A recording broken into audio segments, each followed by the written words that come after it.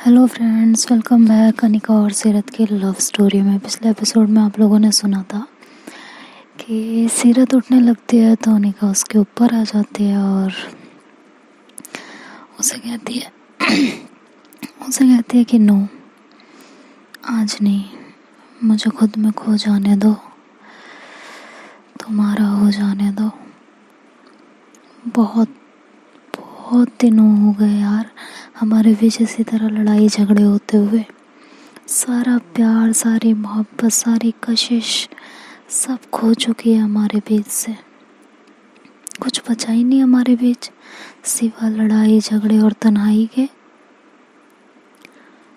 तो ये तो अच्छा नहीं है ना यार। ये लड़ाई झगड़ा तन्हाई, इनसे दूर तो रह सकते हैं ना हम।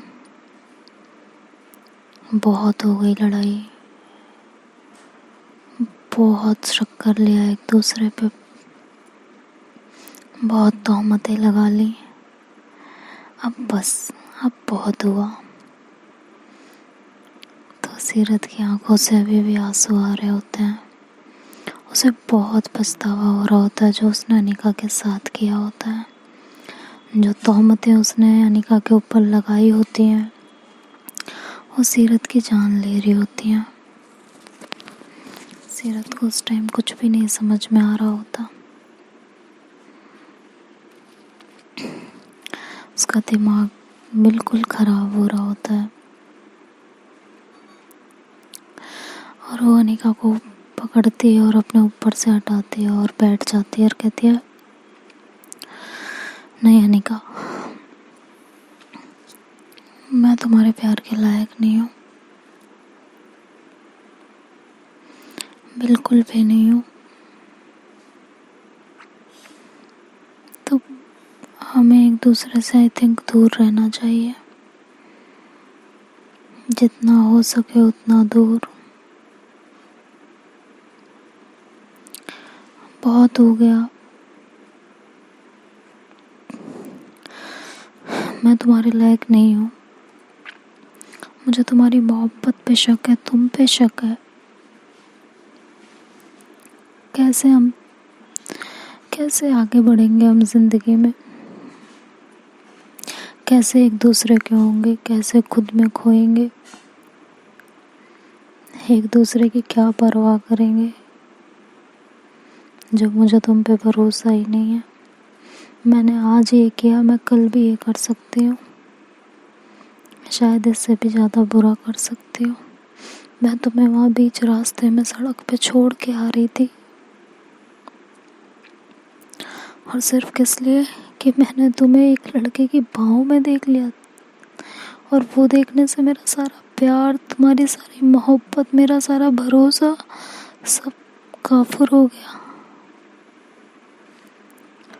मुझे एक सेकंड नहीं लगा तुम पे इल्ज़ाम लगाते हुए, तुम्हें बेवफा कहते हुए। मेरी जुबान नहीं कांपी।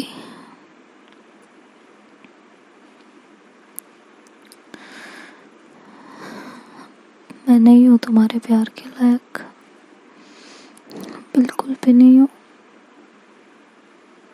जो ये अपनी जान देने की कोशिश तुमने की है ना, ये जान देने की कोशिश मुझे करनी चाहिए थी। मुझे अपनी जान देनी चाहिए थी, तुम्हें नहीं।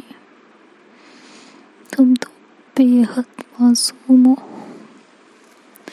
तुम बिल्कुल पाक साफ हो। तुम्हारे दामन में कभी कोई दाग हो ही नहीं सकता, और मैंने वही लगाने की कोशिश कर दी, अपनी मोहब्बत को रुसवा कर दिया तुम्हारे दोस्त के सामने, उसकी फियांसे के सामने। मैं तुम्हें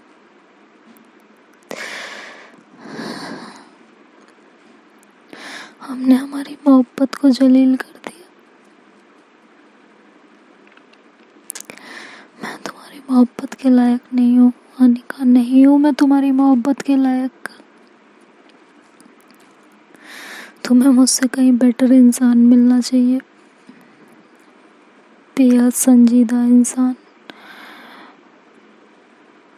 जो तुम पे हर तरीके से भरोसा कर सके, हर तरीके से तुम्हें अपना बना सके। जब सीरत ये सब कुछ कह रही होती है तो अनिका उससे बोलती है, प्लीज़ सीरत ये सब बातें मत करो, मैं किसी को अपनी ज़िंदगी में नहीं ला सकती हूँ तुम्हारे सिवा, ये बात तुम्हें भी पता है यार। क्या वाहियात बातें लेके बैठी हो तुम। यू नो वेरी वेल कि मैं सिर्फ तुमसे प्यार करती हूँ, सिर्फ तुम्हारी हूँ, मैं किसी और की हो ही नहीं सकती। उसके बावजूद तुम ये बातें कर रही हो। सीरियसली तुम्हें लगता है ऐसा? तो ठीक है, मैं भी ऐसा होने नहीं दूंगी। अगर तुम जिद्दी हो तो मैं भी जिद्दी हूँ। मैंने तुम्हें बोला है ना कि जो हो गया सो हो गया। तुम मेरी मोहब्बत हो और मैं तुम्हारे बिना नहीं रह सकती हूँ।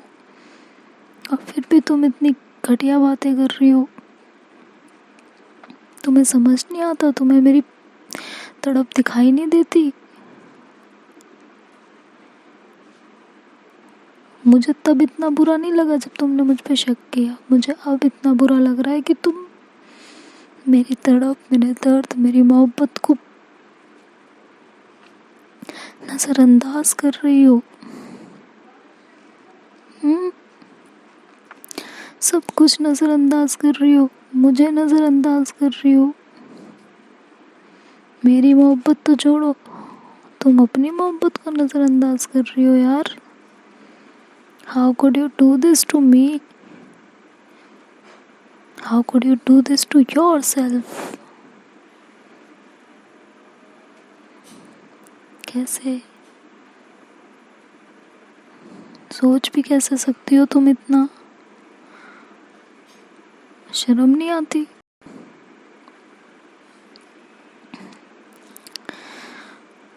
प्लीज मत करो ये सब।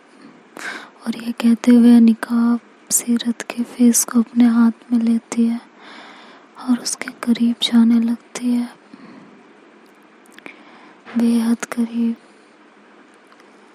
उसके चीक्स पे, उसके गालों पे वो किस करती है, उसके फॉरहेड पे किस करती है। और जैसे ही उसके लबों की तरफ अपने लब बढ़ाती है तो सीरत पीछे हो जाती, कहती है नहीं, मैं तुम्हारे लायक नहीं हूँ,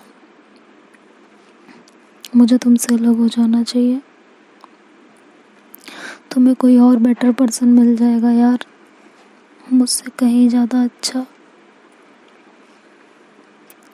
और ये कह के सीरत बेड से उठती है और अपने वार्डरोब खोलती है और उसमें से अपने कपड़े निकाल के पैक करने लगती है। अनिका ये सब देखती है तो उसका दिमाग घूम जाता है। कहती है सीरत क्या कर रही हो ये तुम, हो क्या गया यार आपको? लेकिन सीरत कुछ नहीं सुन रही होती। अनिका बेड से उठती है, सीरत के पास जाती है, उसका हाथ पकड़ती है और कहती है क्या वाहियात चीजें कर रही हो तुम, हो क्या गया है तुम्हें, समझ में नहीं आ रहा है क्या? क्या पागल वागल हो गई हो क्या? दिमाग ठिकाने पे नहीं है या बेच के आ गई हो? क्या मतलब, क्या क्या है क्या? जो मन में आएगा करोगी, जब मन में आएगा मुझे अपनाओगी, जब मन में आएगा छोड़ दोगी। अरे हो गया जो होना था, खत्म करो उस बात को। इस हिसाब से तो मैं तुम पे आए दिन शक करती रहती हूँ, आए दिन तुम पे इल्ज़ाम लगाती रहती हूँ, आए दिन तुम्हारी मोहब्बत पे उंगली उठाती रहती हूँ। तो इसका मतलब मुझे तो तुम्हें पहले ही छोड़ देना चाहिए था। अगर शक करने से, इल्ज़ाम लगाने से मोहब्बत का पैमाना तय होता है तो फिर तो हमें बहुत पहले एक दूसरे को छोड़ देना चाहिए था सीरत। क्योंकि इस मोहब्बत में सबसे ज़्यादा शक तो मैंने किया है। हर बार मोहब्बत की कसौटी पे तुमने इम्तिहान दिए हैं और अव्वल दर्जे से पास हुई हो। अगर आज मैंने कोई इम्तिहान दे दिया तो कौन सी बड़ी बात हो गई। समझती क्यों नहीं हो। जो हो गया सो हो गया, उस बात पे मिट्टी डाल दो यार। अब you are mine and I am only yours. समझ में आया या नहीं आ रहा है अभी भी दिमाग। प्लीज़ सीरत देखो ये सब मत करो प्लीज़। लेकिन सीरत कुछ नहीं सुन रही होती है, उसका जैसा दिमाग ही काम नहीं कर रहा होता है। वो सिर्फ उस समय अनिका से दूर जाने की कोशिश कर रही होती है, अपने गिल्ट में इतना ज़्यादा परेशान होती है कि उसे लगता है वो अनिका के लायक ही नहीं है और उससे दूर जाने की कोशिश करने लगती है। अपने बैग पैक करती है और कहती है सॉरी अनिका, किसी और को ढूंढ लेना, मैं नहीं हूँ तुम्हारे लायक। ये कह के वो निकलने लगती है। अनिका उसका हाथ पकड़ती है, उसे अपनी तरफ घुमाती है, उसके कॉल पर रख के चाटा देती है। कहती है अब आया होश ठिकाने। या अभी भी नहीं आया। कब से प्यार से समझा रही हूँ, समझ में नहीं आता ना। एक्चुअली ना लात के भूत बात से मानते ही नहीं है, तुम्हारी गलती नहीं है।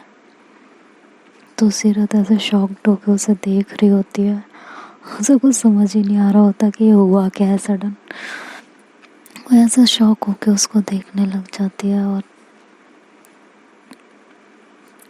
कुछ नहीं समझ पाती कैसे रिएक्ट करे, क्या रिएक्ट करे।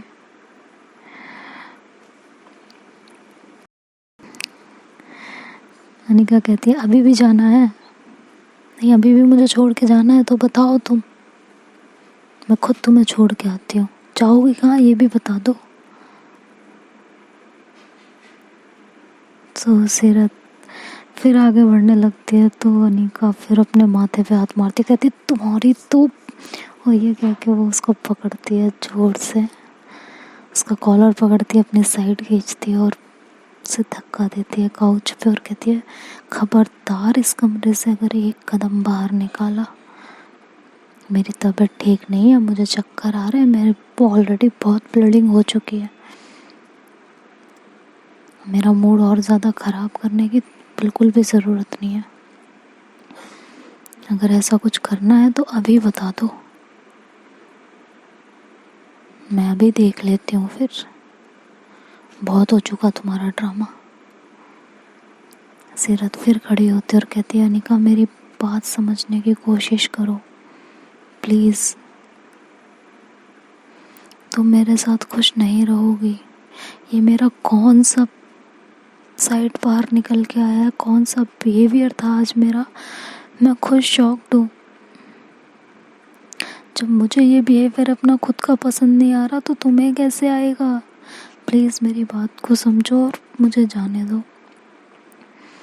ये कह के सीरत फिर आगे बढ़ती अनिका इस बार उसको एक थप्पड़, दो थप्पड़, तीन थप्पड़, 3-4 थप्पड़ ऐसे लगातार मारती है और उसको दोबारा धक्का देती और कहती है बस बहुत हो गया, तुम्हारी नौटंकियाँ बहुत हो चुकी हैं, बस कर जाओ, हो गया। खबरदार अगर यहाँ से हिलने की कोशिश भी की तो आई विल किल यू। जान से मार दूंगी मैं तुम्हें। तुम सिर्फ मेरी और मेरे साथ रहोगी और मुझे फ़र्क नहीं पड़ता तुमने मेरे ऊपर शक किया या क्या किया। मुझे उस शक में तुम्हारा प्यार नजर आया था, मुझे उस बेवफा शब्द में मुझे खोने का डर नजर आया था, तुम्हारा जुनून नजर आया था कि तुम मेरे लिए कितनी पागल हो।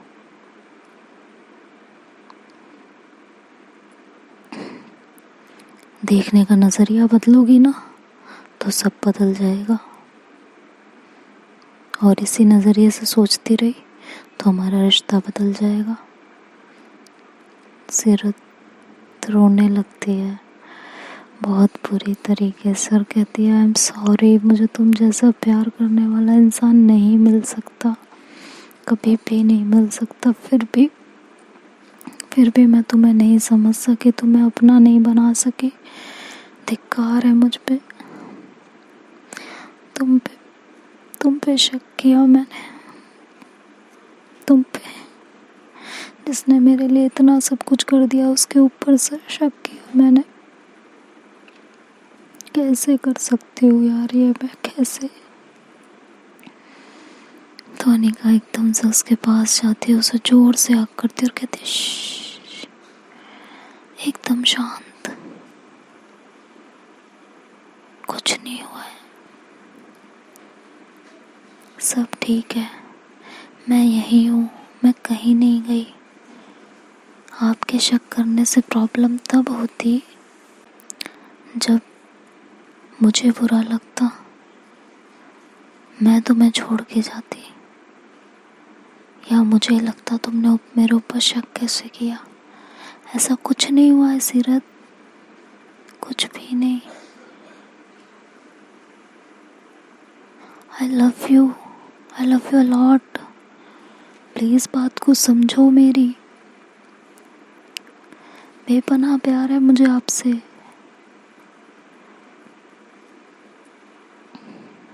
और मैं आपको छोड़ के कहीं नहीं जा सकती।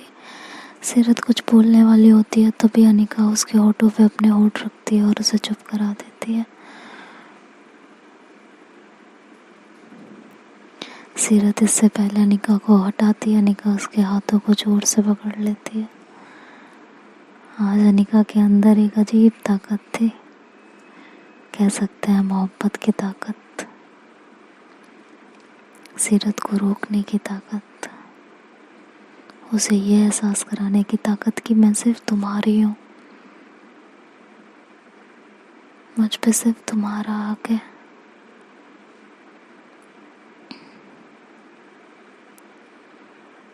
और वो सीरत को किस करने लगती है, उसे अपने प्यार का एहसास दिलाने लगती है। आज उसे वो दूसरे तरीके से अपने मोहब्बत का परिचय दे रही होती है, अपनी मोहब्बत से रूबरू करवा रही होती है।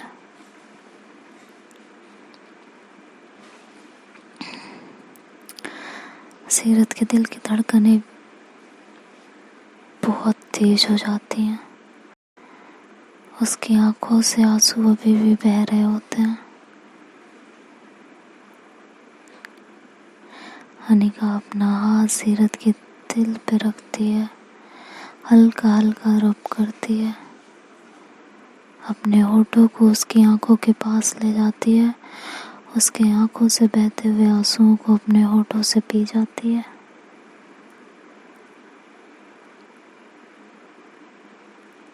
उसकी आंखों पे किस करती है, अपने प्यार का उसको एहसास कराती है।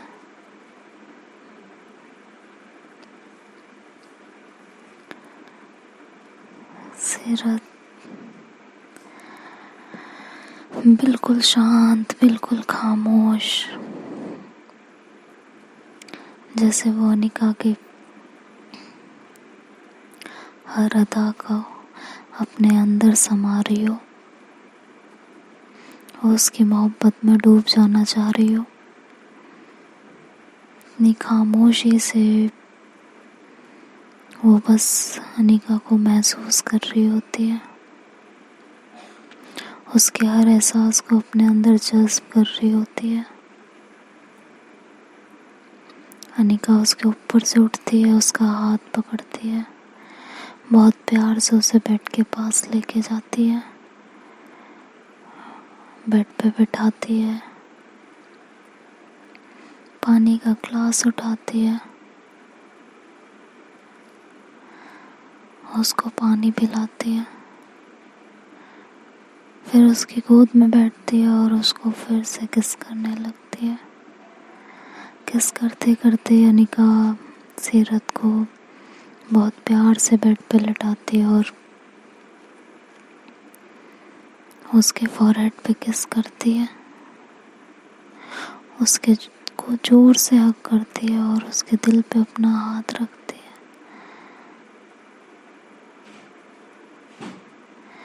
वहाँ पे हल्का हल्का रब करती है।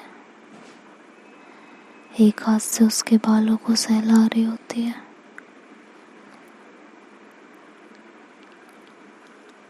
उसको ये एहसास दिला रही होती है सब ठीक है, कुछ नहीं हुआ है,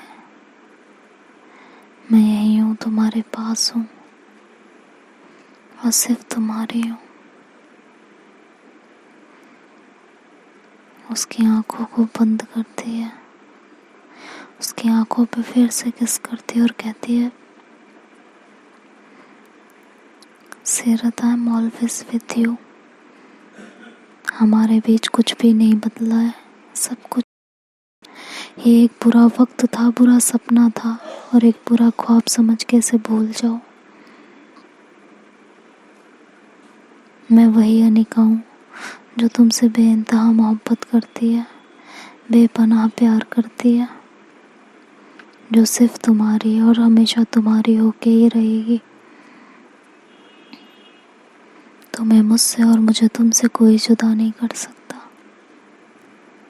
और इस तरह की कुछ मीठी मीठी बातें, इन बातों से, अपनी हरकतों से, अपनी अदाओं से सीरत को इस बात का एहसास दिलाती है कि हूँ मैं यहाँ, कहीं नहीं जाऊंगी।